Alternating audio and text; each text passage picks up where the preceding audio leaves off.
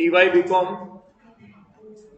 International trade આપણો આ જે સબ્જેક્ટ છે આ સબ્જેક્ટનું યુનિટ નંબર 1 આ યુનિટ 1 નો લાસ્ટ ક્વેશ્ચન છે રેસિપ્રોકલ ડિમાન્ડ. શબ્દને પહેલા સમજી લો. રેસિપ્રોકલ ડિમાન્ડ એટલે શું? સમજો કે બે કન્ટ્રી છે. એક કન્ટ્રી ઇલેક્ટ્રોનિક્સ બનાવે છે, બીજી કન્ટ્રી ઓટોમોબાઈલ્સ બનાવે છે. તો આ કન્ટ્રી ઇલેક્ટ્રોનિક્સની ડિમાન્ડ કરે, જે ઓટોમોબાઈલ બનાવી રહ્યા છે એ લોકો સામેવાળી કન્ટ્રીના ઇલેક્ટ્રોનિક્સની ડિમાન્ડ કરે, અને જે લોકો ઇલેક્ટ્રોનિક્સ બનાવી રહ્યા છે ઓટોમોબાઈલ્સની ડિમાન્ડ કરે. એટલે મતલબ બંને કન્ટ્રી પોતપોતાના દેશમાં પોતપોતાની વસ્તુ બનાવી રહ્યા છે, but still they are demanding for other countries goods. This is called reciprocal demand. મારા દેશમાં તારા દેશના ગુડ્સની ડિમાન્ડ અને તારા દેશમાં મારા દેશના ગુડ્સની demand, that is called reciprocal demand. એટલે એકદમ બેઝિક રીતના શબ્દ ખબર પડી ગઈ. હવે એનો નિયમ શું કહી રહ્યો છે, એ શું કહેવા માંગે છે, હવે આપણે એને થોડું ડિટેલમાં સમજીએ. તો let's see. Reciprocal demand, law of reciprocal demand. The principle of reciprocal demand was developed by J.S. Mill. Later on, offer curve technique was developed by Edgeworth and Marshall. Reciprocal ડિમાન્ડનો કોન્સેપ્ટ J.S. મિલ નામના વ્યક્તિએ develop કર્યો, અને એના પછી એજવર્થ અને marshal નામના વ્યક્તિએ પણ આપણે આના સંદર્ભમાં ઓફર કર્વ ટેકનિકને ડેવલપ કરેલી છે. ઠીક. Offer curve shows how terms of trade are determined by interaction of demand and supply.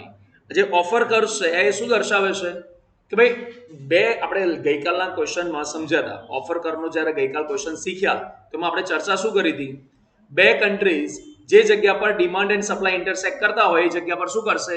Equilibrium point મળશે, બરાબર? અને એ જે ઇક્વિલિબ્રિયમ પોઈન્ટ મળે એ જ લેવલ પર શું કરશે? લોકો ટ્રેડ કરશે. એ જ રીતના અહીં આગળ આપણને શું કીધું છે? Offer curve shows how terms of trade are determined by interaction of demand and supply. If we assume that, ચલો હવે અહીંયા પણ કેટલીક ધારણાઓ કરવાની છે આ ક્વેશ્ચનમાં પણ. There are two countries A and B. There are two commodities, that is textile and rubber. Country A is a home country and country B is foreign country. A country એ આપણે છીએ અને B country એ વિદેશી લોકો છે. There is constant returns to scale. Transport costs are ignored. There exists full employment. There is free trade between two countries. Country A makes complete specialization in textile and country B makes specialization in rubber. તમે આ યુનિટના જેટલા question ભણ્યા એ દરેક ક્વેશ્ચનમાં almost same અઝમ્પશન્સ છે.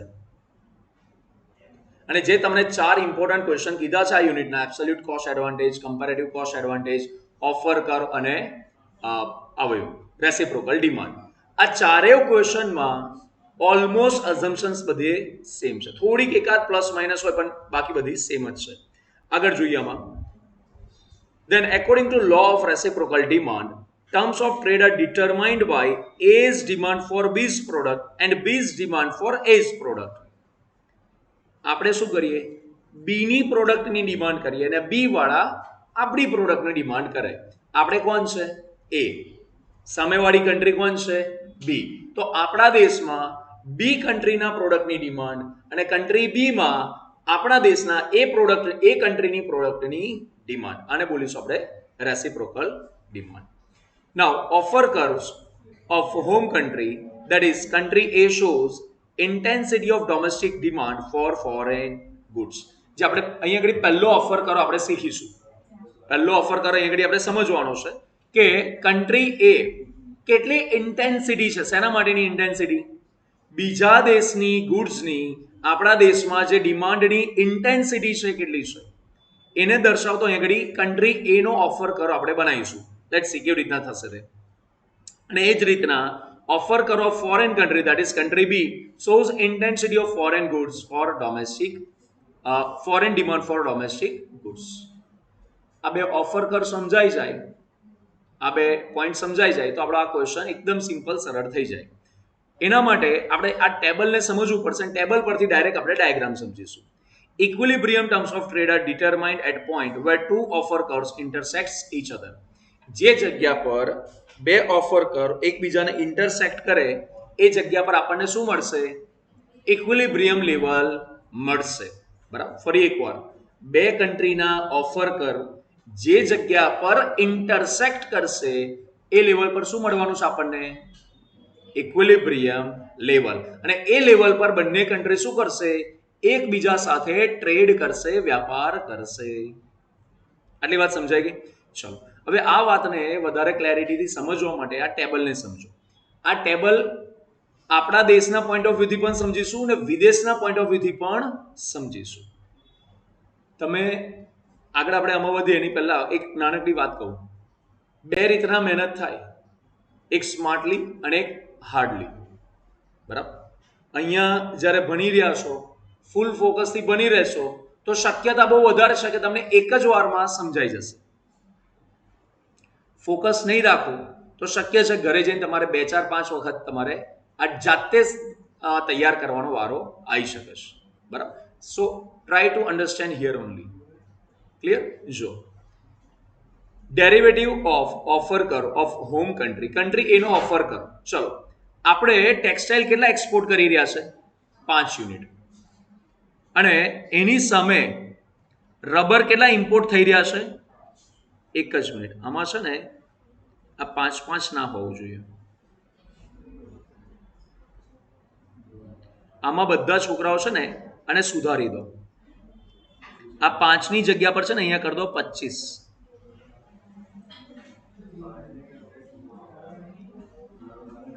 આ 5ની જગ્યા પર કરી દો 25. કે આપણે 25 ટેક્સટાઇલના યુનિટ્સ આપવા તૈયાર છે અને બદલામાં ખાલી કેટલા રબર ડિમાન્ડ કરીએ છીએ? ભાઈ 5 રબર ખાલી તો હાલ દે, અમે 25 યુનિટ ટેક્સટાઇલના આપવા તૈયાર છે. તો આ લેવલ પર ટર્મ્સ ઓફ ટ્રેડ શું બને છે? 5:1. પછી થોડીક આપણી ડિમાન્ડ વધારી, થોડીક આપણી ડિમાન્ડ વધી તો આપણે શું કહી રહ્યા છે કે ભાઈ હવે જો હું તને છે ને 40 યુનિટ રબરના ટેક્સટાઇલના આપવા તૈયાર છું, પણ તારે મને 10 યુનિટ રબરના આપવા પડશે. તો હવે આપણો ટર્મ્સ ઓફ ટ્રેડ કેટલો બન્યો? 4:1. હજી પણ આપણે વિદેશી વસ્તુની ડિમાન્ડ આપણા દેશમાં વધી રહી છે. તો હવે આપણે થોડો ટર્મ્સ ઓફ ટ્રેડ સુધરે એના માટે શું કહી રહ્યા છે? ભાઈ અમે તને 60 યુનિટ ટેક્સટાઇલના આપવા તૈયાર છે, તો અમને બદલામાં 20 યુનિટ રબરના આપ. તો હવે ટર્મ્સ ઓફ ટ્રેડ કેટલો બન્યો? 3:1.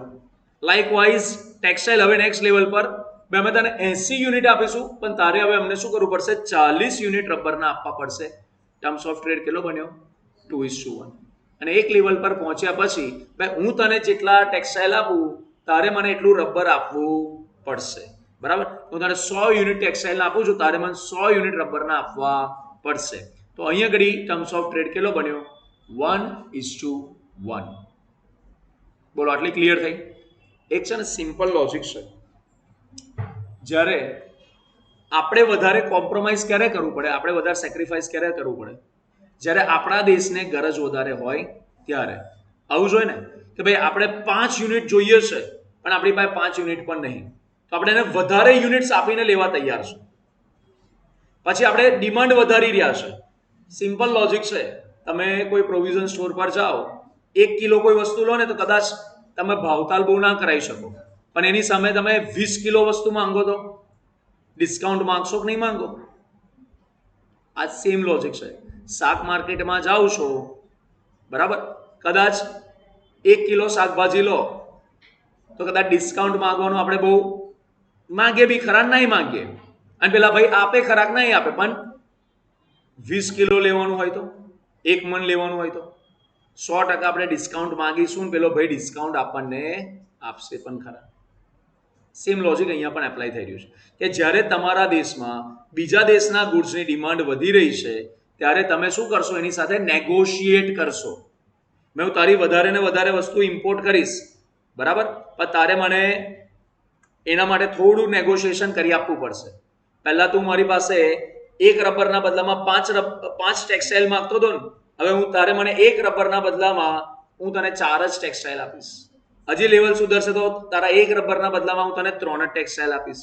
હજી લેવલ 1ના બદલામાં 2 જ આપીશ. અને એક લેવલ પર પહોંચ્યા પછી આપણે શું કરીએ છીએ? 1 રબરના બદલામાં 1 જ ટેક્સટાઇલ. ક્લિયર થઈ? તો આ શું થયું? ઓફર કર. કોનો ઓફર કર? કન્ટ્રી એનો. આ ઓફર કર શું બનશે, કેવી રીતના બનશે, બધા જ ધ્યાન આપો, હજી પૂરું નહીં થઈ વાત હજી આમાં.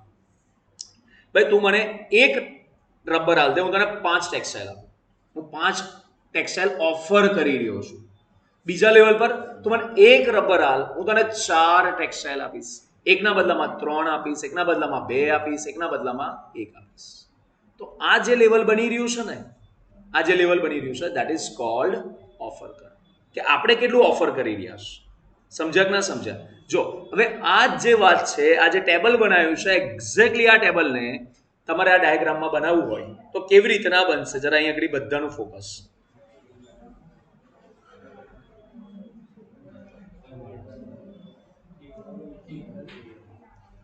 જો આ પહેલો પોઈન્ટ, આ કયો પોઈન્ટ છે? પહેલો પોઈન્ટ કે જ્યાં આગળ આપણે ટેક્સટાઇલ 25 યુનિટ આપવા તૈયાર હતા અને સામે શું કહી રહ્યા હતા? ભાઈ તું મને ખાલી 5 જ યુનિટ રબર આપ. તો આ બંનેને જોડતો આ પોઈન્ટ બને કે ના બનેલા? અરે હા કે ના? બરાબર. પછી બીજા લેવલ પર આપણે શું કીધું? દેખાય બધાને? બીજા લેવલ પર શું કીધું કે ભાઈ હું તને 40 યુનિટ ટેક્સટાઇલ આપવા તૈયાર છું, બદલામાં તું મને ખાલી 10 યુનિટ રબર ના હાલ દે. ઓકે ના? એટલે બીજા લેવલ પર શું ઘટના બની? 40 યુનિટ ટેક્સટાઇલના બદલામાં આપણે રબરના કેટલા માંગી રહ્યા છે? ખાલી 10 યુનિટ. ત્રીજા લેવલ પર ભાઈ હું તને છે ને 60 યુનિટ ટેક્સટાઇલના આપવા તૈયાર છું, 60 યુનિટ. તું મને ખાલી બદલામાં 20 યુનિટ રબર ના હાલ દે. અરે હા કે ના? બરાબર. પછી ચોથા લેવલ પર આપણે શું કીધું? હું તને 80 યુનિટ ટેક્સટાઇલ આપવા તૈયાર છું, તું મને બદલામાં ખાલી 40 યુનિટ શું કર દે? રબર ના હાલ દે.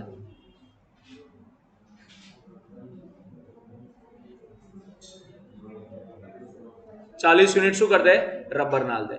અને ફાઇનલી પાંચમું સ્ટેજ આવે છે આ લેવલ, જ્યાં ઓલરેડી ડોટેડ લાઈન આપણને દેખાય છે કે જ્યાં આગળ આપણે શું કહી રહ્યા છે? ભાઈ હું તને 100 યુનિટ ટેક્સટાઇલ આપવા તૈયાર છું, બદલામાં તું પણ મને 100 યુનિટ રબર ના.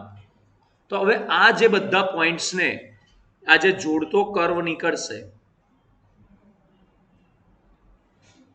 આ જે કર્વ આપણને જોડતો કર્વ દેખાઈ રહ્યો છે, this is cold country as offer curve. આ કોનો ઓફર કરશે? કન્ટ્રી એનો. આ જ રીતના કન્ટ્રી બી નો ઓફર કર્વ પણ બનશે. કોનો ઓફર કર્વ બનશે? કન્ટ્રી બી નો. કેવી રીતના બનશે? ડ્રો કરીએ. આમાં કદાચ નથી આપ્યો, આમાં ડાયરેક્ટ એનું ઇક્વિલિબ્રિયમનો કર્વ આપ્યો છે. હું આની જ અંદર તમને બનાવીને બતાવું. બધાનું ધ્યાન 2 મિનિટ આમ બાજુ. જો કન્ટ્રી બી નો ઓફર કર્વ બનાવવો હોય, બરાબર, તો આ જે ટેક્સટાઇલ છે ને આને માની લઈશું આપણે રબર. શું માની લઈશું? આને રબર. અને આને શું માનવું પડશે પછી આપણે? ટેક્સટાઇલ. અરે સમજ્યા કે ના સમજ્યા? તો હવે જે રબર કન્ટ્રી બી શું કરવા તૈયાર છે? જે રીતના કન્ટ્રી એની સિચ્યુએશન હતી, ભાઈ હું તને 25 ટેક્સટાઇલ ના આપું છું, તો મને 5 રબર ના હાલ દે. સેમ વેમાં હવે કન્ટ્રી બી ની પોઝિશન આવે છે. કન્ટ્રી બી શું કહી રહે છે? હું તમને 25 યુનિટ રબર ના આપું છું, તમને 5 યુનિટ ટેક્સટાઇલ ના આપી દો. પછી બીજા લેવલ પર 40 યુનિટ રબર આપવા તૈયાર થશે, બદલામાં 10 યુનિટ ટેક્સટાઇલ ના માંગશે. 60 ના બદલામાં 20 ટેક્સટાઇલ માંગશે, 80 ના બદલામાં 40 ટેક્સટાઇલ માંગશે, પછી 100 ના બદલામાં 100 ટેક્સટાઇલ માંગશે. એટલે આ એક એવી સિચ્યુએશન બને છે જ્યાં આગળ બંને દેશ એકબીજા પાસેથી સરખી ક્વોન્ટિટીમાં એક્સપોર્ટ ઇમ્પોર્ટ એક્સપેક્ટ કરે છે. તો ચલો આપણે કન્ટ્રી બી નો ઓફર કરો આજ આની જ અંદર જો બનાવવો હોય તો બનાવી શકાય. Let's see. આપણે એને જરા જોઈએ કેવી રીતના બનશે તે. કલર ચેન્જ કરી દો જેનાથી આપણને થોડું ક્લેરિટી મળે. જો કન્ટ્રી બી જે છે એ પહેલું સ્ટેજ એનું કયું બનતું હતું? આ બનશે કે જ્યાં આગળ 25 યુનિટ રબરના આપવા તૈયાર છે, બદલામાં ખાલી 5 યુનિટ શું કરે છે? ટેક્સટાઇલના ડિમાન્ડ કરે છે. બીજું લેવલ કયું હતું? કે જ્યાં આગળ 40 યુનિટ રબરના આપવા તૈયાર છે અને બદલામાં કેટલા યુનિટ માંગે છે? ટેક્સટાઇલના 10 જ યુનિટ માંગે છે. હું ખાલી ડોટ્સ પાડું જેનાથી પછી ડ્રો કરવામાં ઇઝી થઈ જાય. ત્રીજા લેવલ પર એ 60 યુનિટ રબરના આપવા તૈયાર છે અને બદલામાં ખાલી 20 જ યુનિટ માંગે છે ટેક્સટાઇલના. ખ્યાલ આવ્યો કે ના આવ્યો? પછી ચોથા લેવલ પર 80 યુનિટ રબરના આપવા તૈયાર છે અને બદલામાં કેટલા યુનિટ માંગે છે? 40 યુનિટ માંગે છે. આ ડોટ્સ પડી ગયા. અને છેલ્લો એક લેવલ કયો છે આવ્યો કે જ્યાં ઘડીએ શું કરે છે? 100 યુનિટ રબર આપીને બદલામાં 100 યુનિટ ટેક્સટાઇલ ડિમાન્ડ કરે છે. હવે આ બધા પોઈન્ટ્સને જોડતો એક સ્મૂધ કરદોર દઈએ.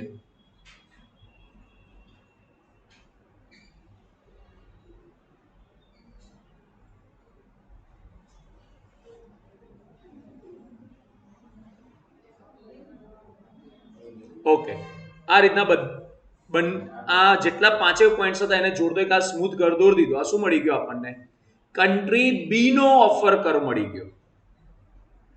કોનો ઓફર કર્વ મળી ગયો? કન્ટ્રી બી. બોલો, આમાં કોઈ કન્ફ્યુઝન છે કોઈને? પાકી વાત છે. હવે જે જગ્યા 5મા નંબરનો જે પોઈન્ટ છે જ્યાં આગળ બંને 100 ના બદલામાં 100 ડિમાન્ડ કરી રહ્યા છે, so this becomes equilibrium point. આ શું બની ગયું? પોઈન્ટ ક્લિયર થયો બધાને? બંને કન્ટ્રીના ઓફર કર્વ ખબર પડી ગઈ. કોઈ કન્ફ્યુઝન હોય પૂછવું હોય તો પૂછી લો. પાકી વાત છે. ચલો હવે આ જે ટેબલને એક્સપ્લેન કર્યું છે એ સમજી લઈએ અને જે ડાયાગ્રામ એક્સપ્લેન કર્યો છે એ સમજી લઈએ. Country A has completely specialized in production of textile. It may have absolute or comparative advantage. If consumers in country A wants to consume rubber, it becomes possible only by importing rubber from country B, which has completely specialized in the production of rubber. Country A શું કર્યું છે? ટેક્સટાઇલમાં complete specialisation કર્યું છે. Country બી એ રબરમાં specialisation કર્યું છે. Country એ ના કન્ઝ્યુમરને જો રબરની demand કરવી હોય, રબરની કન્ઝમ્પશન કરવું હોય તો ફરજિયાત કન્ટ્રી બી માંથી એ લોકોએ ઇમ્પોર્ટ કરવું પડશે. Initially country A is willing to export 25 units of textile in exchange of 5 units of rubber. શરૂઆતમાં આ સ્થિતિ હતી. Okay, the price of 1 unit of rubber is 5 unit of textile. એટલે ઇનિશિયલી પરિસ્થિતિ શું બની હતી? એક રબરની કિંમત કેટલી બની? 5 ટેક્સટાઇલ. પછી બીજા લેવલ પર એક રબરની કિંમત 4 ટેક્સટાઇલ. પછી એકના બદલામાં 3, એકના બદલામાં 2, એકના બદલામાં. આ ક્લિયર થયું છે બધાને? Perfect. Because at this initial stage marginal utility of rubber for country A is very high. Marginal utility કેવી રહેશે? બહુ વધારે. સાહેબ આ marginal utility એટલે એક સિમ્પલ ભાષામાં તમને કહું, આ માર્જિનલ યુટિલિટીનો કોન્સેપ્ટ તમને બહુ સરળ ભાષામાં યાદ કરાવડાવું. સીમાંત તૃષ્ટિગુણ કરીને એક કોન્સેપ્ટ આવતો હતો. F5માં પણ તમે ભણ્યા છો, 11મા 12મામાં પણ તમારે ભણવામાં આવતો હતો સીમાંત તૃષ્ટિગુણ. સાહેબ યાદ નથી, ઉદાહરણ મારું યાદ આવશે તમને. તમને બહુ જ તરસ લાગી હોય, બહુ જ એક્સ્ટ્રીમ તરસ લાગી છે, ઉનાળાની બપોર છે, બહાર તાપમાં ફરી રહ્યા છો, ગળું તમારું સુકાઈ ગયું છે, એક્સ્ટ્રીમ લેવલની તરસ લાગેલી છે. પહેલો ગ્લાસ તમે પાણી પીશો તો કેટલો હાશ થશે? સૌથી વધારે સંતોષ તમને ક્યારે મળે? પહેલો ગ્લાસ જ્યારે પાણી પીવો ત્યારે. બીજો ગ્લાસ પાણી પીશો ત્યારે પણ તમને સંતોષ મળશે, પણ પહેલા કરતા ઓછો. ત્રીજા ગ્લાસ પર ત્યારે પણ સંતોષ મળશે, પણ પહેલા ને બીજા કરતા ઓછો. મતલબ હવે જેમ જેમ તમે પહેલો ગ્લાસ, બીજો ગ્લાસ, ત્રીજો ગ્લાસ, ચોથો, પાંચ, જેટલા તમારા શક્તિ છે, તાકાત છે, એટલા ગ્લાસ તમે પાણી પી લીધું, પણ પહેલા ગ્લાસ કરતા દરેક બીજા ગ્લાસમાં તમને મળવાનો સંતોષ કેવો હશે? That is what marginal utility. કે જ્યારે આપણા દેશમાં રબર છે જ નહીં ત્યારે રબરની લોકો અપેક્ષા કેવી રાખશે? બહુ જ વધારે. સિમ્પલ કોન્સેપ્ટ છે, જે ના હોય ને એની જ આપણને લાલસા વધારે હોય. જે વસ્તુની અછત હોય ને એ જ વસ્તુ મેળવવા માટે આપણે વધારે તલપાપડ થઈએ. આવો જ કોન્સેપ્ટ હોય છે ને ભાઈ. અને જ્યારે મળી જાય ત્યારે ધીરે ધીરે એની વેલ્યુ ઓછી.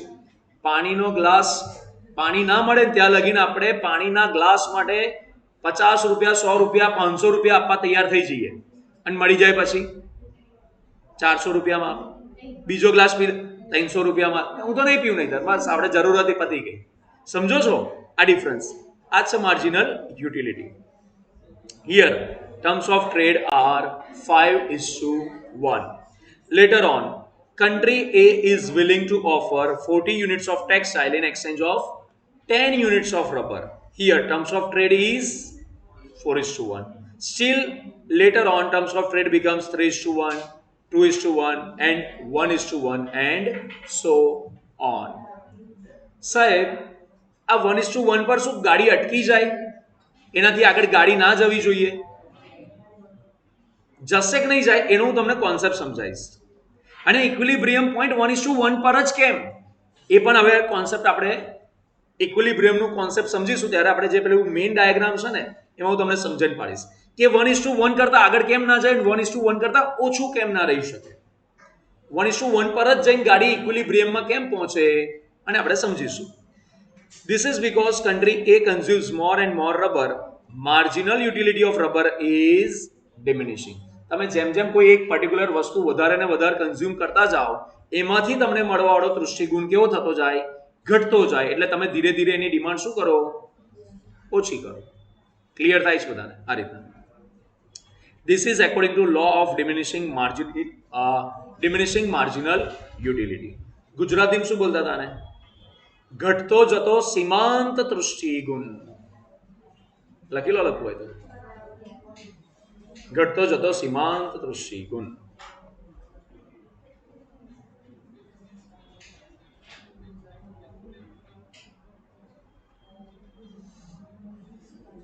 તમારે પણ ગાઈસ આ ડાયાગ્રામમાં જે રીતના મેં કન્ટ્રી બી નો ઓફર કરો બનાવ્યો છે તમારે પણ બનાવવો હોય તો બનાવી શકો છો બરાબર પોઈન્ટ્સ ડોટ્સ જે પદ્ધતિથી બનાવી તમારે પણ સેમ એ પદ્ધતિ ફોલો કરવી પહેલા ડોટ્સ બનાવવા અને પછી ડ્રો કરવું બરાબર ચલો જો This is shown in given figure.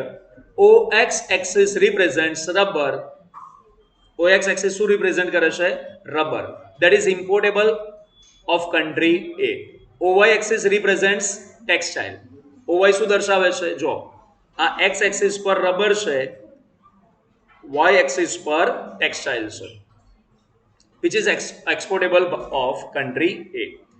5 sets of offer આપણને આપેલા છે 5 sets કયા છે ઓલરેડી 1 2 3 4 આપણે ચર્ચા કરી ચૂક્યા છે જ્યાં આગળ 5:1 4:1 3:1 2:1 and 1:1 are shown by numbers like 1 2 3 4 5 a continuous line OA is drawn from point of origin જો આ અહીંયાથી આ જે ઓરિજિન નો પોઈન્ટ છે અહીંયાથી OA લાઈન ચાલુ થાય છે ગાઈસ આ જે OA લાઈન છે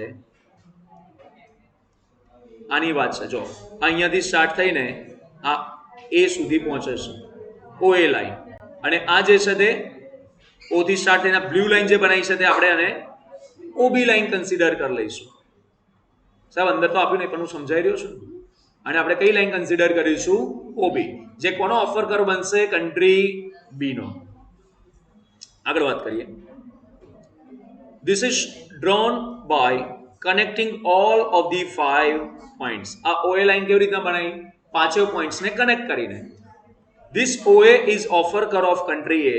It has positive slope and it is non-linear.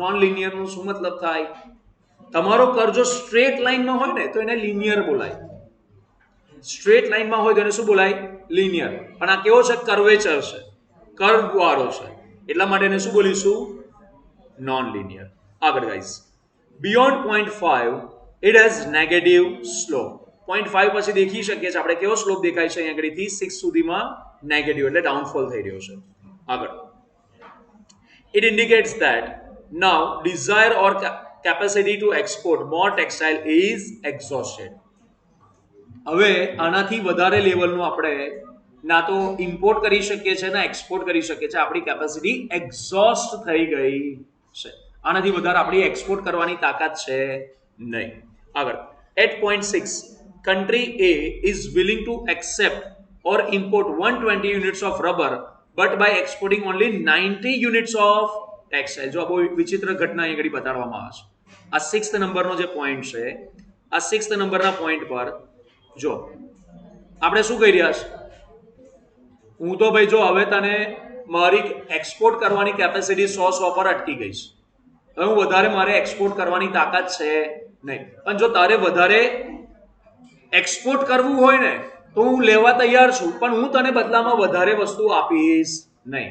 હું તને જે પહેલા 100 આપતો હતો હું તો હવે 90 જ આપીશ, હું 90 આપીશ, તારે આપવું હોય મને 120 યુનિટ આપ. પડી ખબર? આ કયા પોઈન્ટની વાત છે? 6th નંબરના પોઈન્ટની વાત છે. આગળ જઈએ. This is not acceptable to country B. આ country B આવું એક્સેપ્ટ કરશે લા? એક વસ્તુ વિચારો, બધાનું ધ્યાન 2 મિનિટ આપવા છે. 5મા પોઈન્ટ પર country B ને 100 ના બદલામાં 100 મળી રહ્યું છે. 6ઠ્ઠા પોઈન્ટ પર આપણે એમ કહીએ ભાઈ હું તો 90 યુનિટ આવે તું મને 120 આપ, તો country B શું કહેશે? એના કરતા ભાઈ રહો તો ને આપણે 100 વાળી સારી વસ્તુ છે. કહેશે કે નહીં કહેશે? તો આ શું સિચ્યુએશન છે કે જ્યારે તમે 100 એટલે ઇક્વિલિબ્રિયમ પોઈન્ટ કરતા આગળ વધો છો, કોઈ કન્ટ્રીને લાભ થતો નથી, એટલે પછી એ કન્ટ્રી આપણી સાથે એ લેવલ પર વેપાર કરવા તૈયાર થાય. હમણાં જે કીધેલું ને કે આ જે 5મા પોઈન્ટ થી આગળ વધીને કેમ કોઈ કન્ટ્રી ટ્રેડ ના કરે, આ કારણ છે કારણ કે સામેવાળી કન્ટ્રીને કોઈ બેનિફિટ મળે નહીં, એટલે એ લોકો ટ્રેડ કરવા તૈયાર થાય નહીં. Next, for country B it is better to sell 100 units of rubber and receive 100 units of textile at 0.5. Thus, trade cannot take place beyond 0.5. Only positive sloping portion of the offer curve OA is relevant for trade equilibrium. Negative sloping portion is irrelevant. ક્યાં સુધી relevant છે? ખાલી 5મા point સુધી. 5મા point પછી relevant બનતું નથી. ચલો, offer curve for country B. Country B નો ઓફર કર કેવી રીતના બનશે ઓલરેડી મેં તમને ઓબી લાઈન ડ્રો કરીને બતાવી દીધી. In the same manner we derive offer curve of country B, the same principle applies. જે આપણે કન્ટ્રી એ નામાં પ્રિન્સિપલ એપ્લાય કર્યા, સેમ પ્રિન્સિપલ કન્ટ્રી બી માટે એપ્લાય કરવાના છે. The only difference is that country A's importable product would become country B's exportable product and vice versa. મેં પેલું ટેબલમાં ઓલરેડી આ ચર્ચા તમને કરીને બતાવી દીધી. જ્યાં ટેક્સટાઇલ લખ્યું હતું ત્યાં આપણે રબર લખી દીધું, અને જ્યાં રબર લખ્યું હતું ત્યાં આગળ આપણે ટેક્સટાઇલ લખીને આ વાત કરી લીધી આપણે. ચલો, this is shown in the given figure. OA and OB are offer curves for country A and B respectively. country A અને B ના ઓફર કર્વ કયા કયા આપ્યા છે? બોલો તો ગર્લ્સ. country A અને B ના ઓફર કર્વ્સ કયા કયા આપ્યા છે? OA and correct. ચલો, both intersect at point 1. જો હવે નવા આ જે ડાયાગ્રામ છે એની વાત કરીશું. એક 2 મિનિટ આ ડાયાગ્રામ પર પહેલા સમજાવી દઉં, પછી આપણે એનું એક્સપ્લેનેશન જોઈએ તો આપણને ઇઝીલી ખ્યાલ આવી જાય. આ તો એવો પોઈન્ટ છે, આ 1 નંબરના પોઈન્ટની જે વાત છે ને, આ એવી વાત છે કે જ્યાં આગળ બંને એકબીજાને ઇન્ટરસેક્ટ કરે છે, અને જ્યાં આગળ બંને જણા જેટલું એક્સપોર્ટ કરવા તૈયાર છે એટલું જ ઇમ્પોર્ટ કરવા તૈયાર છે, એટલે બંનેની જે ડિમાન્ડ એન્ડ સપ્લાય છે બંનેનું કેવું થાય છે? મેચ થઈ જાય છે. એટલે પોઈન્ટ 1 પર ટ્રેડ થવો એ સૌથી વ્યાજબી વસ્તુ છે. આપણે વાત કરી પોઈન્ટ એ થી બિયોન્ડ, 1 થી આગળ વધીને કોઈ જગ્યા પર ટ્રેડ થઈ નહીં શકે. કેમ નહીં થઈ શકે? હમણાં આની ચર્ચા કરી કે સામેવાળી કન્ટ્રીને ગેઇન નહીં થાય, એના કારણે કન્ટ્રી તમારી જોડે એનાથી આગળના લેવલ પર જઈને વેપાર કરવા તૈયાર થાય ને. પ્લસ 6 નંબરના પોઈન્ટની વાત કરી. હવે આપણે જરા સમજીએ, ચર્ચા આની પણ જોઈ લો. સો આ 2 નંબરનો જે પોઈન્ટ બતાડ્યો છે સાહેબ, આવું ના બની શકે કે આવા કોઈ અધવચ્ચેના પોઈન્ટ પર આપણે ટ્રેડ કરીએ? આવું ના બની શકે. આવું આપણે જો સિલેક્ટ કરીશું ને તો શું સિચ્યુએશન બનશે, ખાલી એને સમજો. શું સિચ્યુએશન બનશે? જો આ OA કોનો ઓફર કરશે? કન્ટ્રી A નો છે. આ OB કન્ટ્રી B નો છે. જોજો હવે આ પોઈન્ટ પર શું ઘટના બનશે. આ પોઈન્ટ પર આપણે કેટલા ઓફર કરવા તૈયાર છે ટેક્સટાઇલ? જો ધ્યાનથી, આવું બધા બહુ ઇમ્પોર્ટન્ટ પોઈન્ટ છે, આજ મહત્વનું છે. આપણે A1C3 જેટલા રબર માંગીએ છીએ. રબર કેટલા માંગીએ છીએ? ખાલી A1C3 જેટલા. અને સામે કેટલું ટેક્સટાઇલ આપવા તૈયાર છે? OA1. આપણે એવું કહીએ છીએ ભાઈ OA1 જેટલા તું મારી પાસેથી ટેક્સટાઇલ લઈ લે, ખાલી બદલામાં મને A1C3 જેટલું રબર આપી દે. આ પડી ખબર કે ના પડી બધા? આમાં કોઈ કન્ફ્યુઝન? પણ આ જ પોઈન્ટ પર, આ જ લેવલ પર કન્ટ્રી બી કેટલું ઓફર કરવા તૈયાર છે? આ કન્ટ્રી બી નો ઓફર કર જોઈ લો. કન્ટ્રી બી કેટલું રબર ઓફર કરવા તૈયાર છે? A1C1 જેટલું રબર આપવા તૈયાર છે. અને આપણે ખાલી માંગીએ છીએ કેટલું? A1C3 જેટલું. અને પેલા કેટલા આપવા તૈયાર છે? A1C1 જેટલું. પડી ખબર?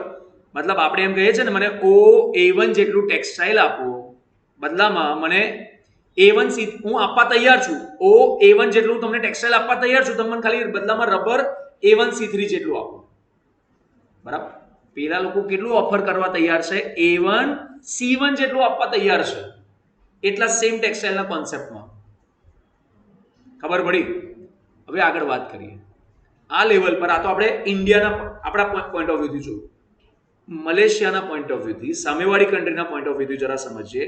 હવે આ જ પોઈન્ટ પર, આ જ લેવલ પર ધ્યાનથી જોજો. સામેની કન્ટ્રી શું કહી રહી છે? ભાઈ મને B1C4 જેટલું ટેક્સટાઇલ આલ દો. એ સામે ટેક્સટાઇલ માંગે જ કેટલું? B1C4 જેટલું. અને સામે રબર કેટલું આપવા તૈયાર છે? B1 જેટલું રબર આપવા તૈયાર છે. પડી ખબર ના પડી? નહીં પડી છે. સામેવાળી કન્ટ્રીના પોઈન્ટ ઓફ વ્યૂથી જો, કારણ કે આ કોનો ઓફર કરશે? કન્ટ્રી બી નો છે. એ કેટલું રબર આપવા તૈયાર છે? OB1 જેટલું રબર આપવા તૈયાર છે. સામે કેટલું માંગી રહ્યા છે ટેક્સટાઇલ? B1C4 જેટલું. પણ આ લેવલ પર આપણી કન્ટ્રી આટલા રબર માટે OB1 જેટલા રબર માટે આપણે કેટલું ટેક્સટાઇલ આપવા તૈયાર થઈ જઈશું? B1C2 જેટલું. B1C2 જેટલું આપણે રબર આપવા ટેક્સટાઇલ આપવા તૈયાર થઈ જઈશું. કેટલા રબર માટે? OB1 જેટલા રબર માટે. મતલબ ધ્યાનથી આ સમજો કે આ જ્યારે લેવલની વાત કરીએ છીએ સેકન્ડ નંબરના પોઈન્ટ પર, ત્યારે આપણને C1C3 જેટલું વધારે રબર મળી શકે તેમ છે. એ જ રીતના સામેવાળી કન્ટ્રીને C2C4 જેટલું ટેક્સટાઇલ વધારે મળી શકે એવું છે. તો બંને કન્ટ્રી પોતપોતાના ટર્મ્સ ઓફ ટ્રેડ સુધારવાનો પ્રયાસ કરશે કે નહીં કરે? કરશે. કારણ કે બંને કન્ટ્રીને ખબર પડી ગઈ કે ભાઈ અહીંયા ઘડી હું થોડું આપીને પણ વધારે હજી ડિમાન્ડ કરી શકું તેમ છું. તો બંને કન્ટ્રી વધારે ડિમાન્ડ કરવાનો પ્રયાસ કરશે કે નહીં કરે? એટલા માટે પછી આ જે પોઈન્ટ છે ને, હજી આગળ વધતો જશે. ક્યાં સુધી વધશે? આ 1 નંબર સુધી, જ્યાં આગળ બંનેના ઓફર કરો એકબીજાને ઇન્ટરસેક્ટ ના થાય ત્યાં સુધી. પડી ખબર બધાને? પરફેક્ટ. બસ હવે આ જ વસ્તુ છે તમને એક્સપ્લેનેશનમાં આપેલી છે. At point 1, country A is willing to offer OA textile in exchange of OB rubber. Country B is willing to offer OB rubber in exchange for OA textile. In other words, A's demand for B's product and B's demand for A's product coincide at point 1. Coincide એટલે એકબીજાનો સમાવેશ કરી લે છે. કયા point? 1 નંબરના point પર. કે બંને જેટલું ડિમાન્ડ અને જેટલું સપ્લાય કરે છે, બંનેનું ડિમાન્ડ સપ્લાય એકબીજાના બરોબર થઈ જાય છે. સો point 1 determines the equilibrium terms of trade. એટલા માટે આ કયો બની ગયો? equilibrium terms of trade. The straight line OE is the equilibrium terms of trade line. જો આપણે આની આજે ચર્ચા કરી ને, આ ભૈયા આ જે છે ને, આ OE લાઈન, આ જે વચ્ચેથી આવતી આ જે લાઈન છે, આ કઈ છે? Equilibrium terms of trade line છે. Beyond point 1 there will be no incentive for trade between two countries. બેમાંથી કોઈ કન્ટ્રીને કોઈ બેનિફિટ થવાનો નથી. એટલે કોઈ એકથી ઉપર જઈને કોઈ ટ્રેડ કરશે નહીં. એકથી નીચે કેમ ટ્રેડ નહીં કરવાનો એની પણ આપણે વાત કરી. ચલો એને પણ સમજો. Incentive two trade will not stop until unit until कर देजो यहाँ unit नहीं, will not stop until two countries reach point 1 on OE line. જ્યાં સુધી OE લાઈન સુધી નહીં પહોંચે ત્યાં સુધી બંને કન્ટ્રીઝનું જે ઇન્સેન્ટિવ છે એ અટકવાનું નથી. નાઉ લેટ્સ કન્સિડર પોઈન્ટ 2. પોઈન્ટ 2 પર શું પરિસ્થિતિ નિર્માણ થશે? On equilibrium terms of trade, OE at point 2, country A is ready to accept A1C3 rubber for OA1 textile. આપણે વાત કરી હતી કે ભાઈ A1C3 જેટલું એ રબર માંગશે ખાલી કેટલા બદલામાં? OA1 ટેક્સટાઇલના બદલામાં. જો વારે ઘડીએ હું આ ડાયાગ્રામ પર ઉપર નીચે નહીં કરું, ડાયાગ્રામ આપણે ઓલરેડી સમજી ગયા હશે, મગજમાં એને ફિક્સ કરી દેજો ખાલી, બરાબર? કે 2 નંબરના પોઈન્ટ પર શું ઘટના બની રહી છે બધા થોડીક વાર અહીં સમજી લો. હું એકવાર ક્વિક રિવિઝન કરાવી દઉં છું. 2 નંબરના પોઈન્ટ પર આપણે વધારે ટેક્સટાઇલ આપવા તૈયાર છે અને થોડુંક રબર માંગીએ છીએ, પણ સામેવાળી કન્ટ્રી એ જ લેવલ પર એટલા ટેક્સટાઇલ માટે બધું બહુ જ રબર આપવા તૈયાર છે. બધું બહુ કેટલું છે? C3 C1 જેટલું એ લોકો રબર આપવા તૈયાર છે, એટલું વધારાનું રબર આપવા તૈયાર છે. અને એ જ પોઈન્ટ પર કન્ટ્રી બી જે છે એ કેટલું ટેક્સટાઇલ માંગે છે? B1 C4 જેટલું ટેક્સટાઇલ માંગે છે અને રબર કેટલું આપવા તૈયાર છે? OB1 જેટલું. અને એટલા રબર માટે આપણી કન્ટ્રી કેટલું ટેક્સટાઇલ આપવા તૈયાર થઈ જાય છે? B1 C2 જેટલું. એટલે કેટલું આપણે ટેક્સટાઇલ વધારે આપવા તૈયાર છે? C2 C4 જેટલું. બરાબર? આ જ વસ્તુ ત્યાં નીચે એક્સપ્લેનેશનમાં આપેલી છે. હું વારે ઘડી એને ઉપર નીચે નથી કરી રહ્યો, સમજજો એ ઘડી. But country B is ready to offer A1 C1 rubber for OA1 textile. Here, country B is ready to offer more rubber by C3 C1 than what country A is asking for. मतलब country A જેટલું માંગે છે એના કરતા પેલા લોકો વધારે rubber આપવા માટે તૈયાર છે. Country B is ready to accept B1 C4 textile for OB1 rubber, but country A is ready to offer B1 C2 textile for OB1 rubber. Here country A is ready to offer more textile by C4 C2 than what country B is asking for. मतलब બંને country બીજા એકબીજા પાસે જેટલું માંગે છે એના કરતા બંને કન્ટ્રી 2 નંબરના પોઈન્ટ પર વધારે આપવા માટે તૈયાર છે.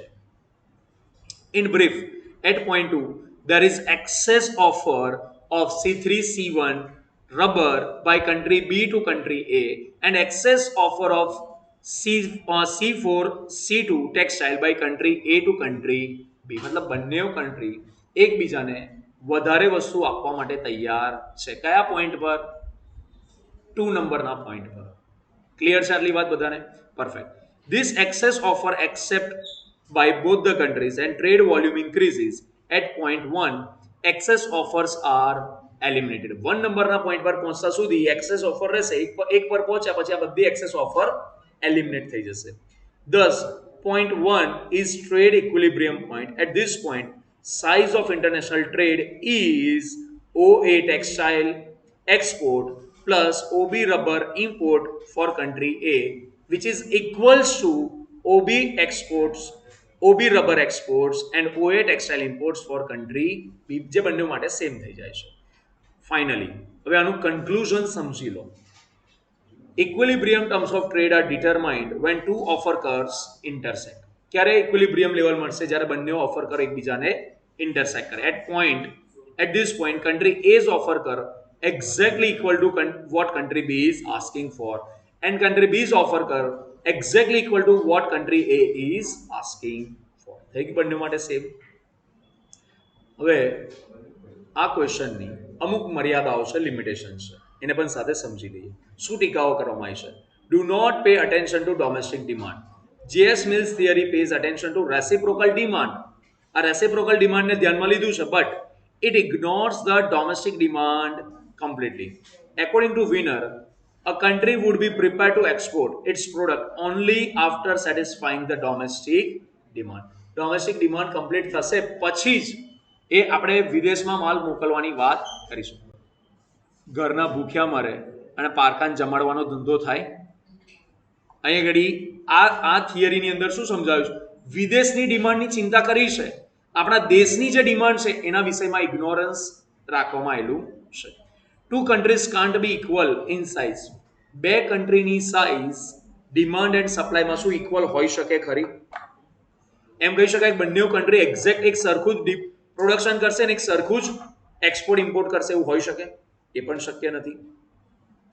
Theory assumes that both countries are equal in size. According to Graham Mill's theory, would fail if one country is big and other country is small.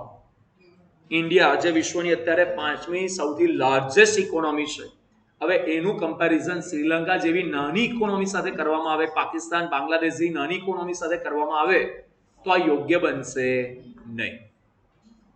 In such case, terms of trade would be fixed at or near comparative cost of big country.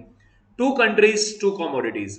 Assumption is unrealistic. બે country આખા વિશ્વમાં હતા કે બે જ country છે ને બે જ product છે, આવું હોય ખરું? Impossible. J.S. Mill's theory is based on 2x2 model. In reality, there are many countries and many products. આગળ, neglect the supply side. J.S. Mill's theory is one-sided. આ કેવી છે ભાઈ આ theory? One-sided છે. It has neglected the supply side completely. અને શું કર્યું છે? જે supply side છે ને એને સંપૂર્ણપણે neglect કરેલું છે. According to Graham, supply side is also very much important in international trade. He said that the law of reciprocal demand is appropriate only to trade in antiques and old masters. Basically જે જૂની પુરાણી વસ્તુઓ છે ને એના માટે આ law of reciprocal demand suitable છે, બટ ઇન જનરલ આ લો લાગુ પાડી શકાય તેવો છે નહીં. It does not pay attention to fluctuations in income in two countries. બે કન્ટ્રીઝમાં લોકોની આવકમાં જે ફ્લક્ચ્યુએશન આવે છે એને પણ કમ્પ્લીટલી ઇગ્નોર કરવામાં આવે છે. J.S. Mill's theory does not pay attention on fluctuations of income in two countries. And lastly શું લખ્યું છે? Unrealistic assumption. J.S. Mill theory is based on unrealistic assumptions such as two countries and two commodities, law of constant return, lack of transport cost, full employment, perfect competition. આ બધી ધારણાઓ કરવામાં આવે છે. બસ આ બધી ધારણાઓ વ્યાજબી છે ખરી? નથી. So this assumptions make theory unrealistic. આના જ કારણે આ થિયરી કેવી બને છે? Unrealistic. ઓકે, અહીંયા સુધી લાસ્ટ સુધી તમે લોકોએ વિડીયો જોયો હોય, તમને સમજણ પડી હોય તો ભૂલ્યા વગર લાઈક અને કમેન્ટ, તમને જેવું પસંદ આવ્યું હોય એવી એક કમેન્ટ કરીને ચોક્કસ જજો. ધન્યવાદ.